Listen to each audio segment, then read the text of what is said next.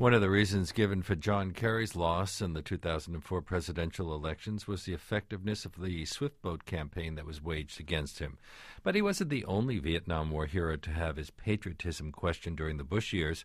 2 years earlier, Max Cleland, who had lost both of his legs and his right arm in Vietnam, had been subjected to even more dramatic attacks when he ran for re-election as a senator from Georgia. In his new book, Heart of a Patriot, How I Found the Courage to Survive Vietnam, Walter Reed and Karl Rove, he writes about war, the physical and emotional trauma that he and other soldiers experience, how public service gave him the inspiration to carry on, and then how the loss of that career left him devastated.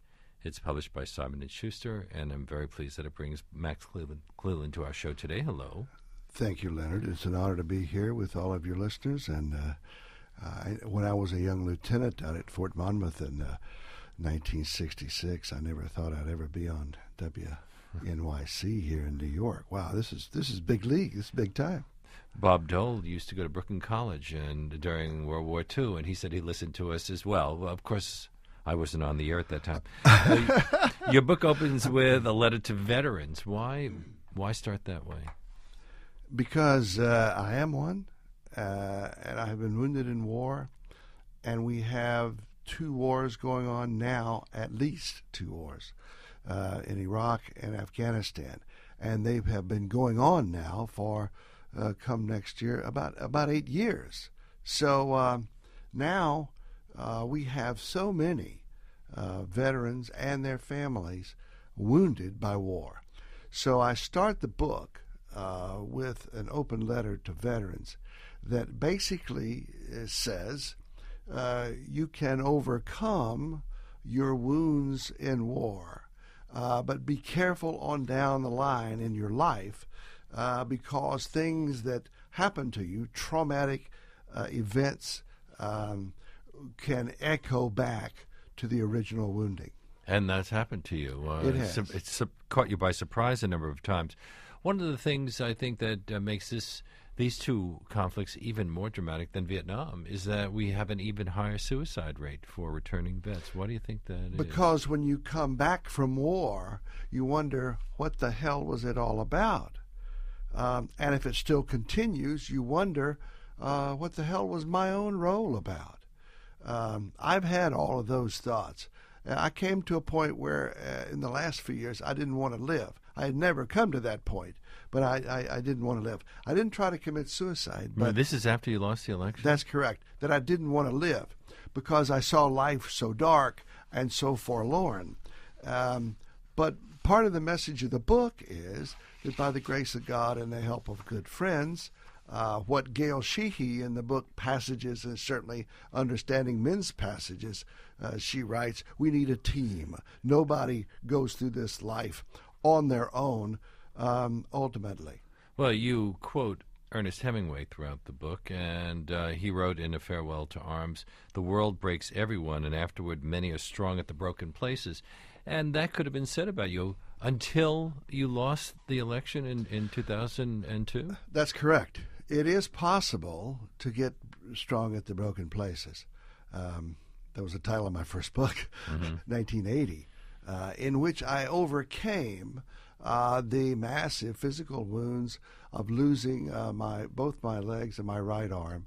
I was 6'2", 215 when I went to Vietnam, a young Army paratrooper, and came home literally without 40% of my body, and I was right-handed too. So, and I lost that. So, but I got quickly into politics in Georgia, and then American politics ultimately, and that became the way I coped. But when I lost that in 2002, particularly when the Bush White House and Karl Rove's mind went after me.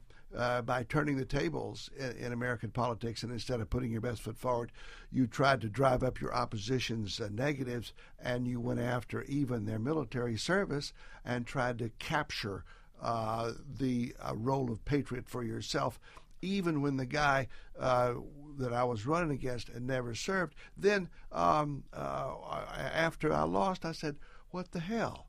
And so I went down in every way you can go down, physically, mentally, and emotionally, and finally wound up back at Walter Reed in a PTSD unit. And I'm sitting there crying and spilling my guts and my story to my trauma counselor. And on the other side of the wall are veterans from Afghanistan and Iraq sharing their story as well. And I'm saying, oh my God.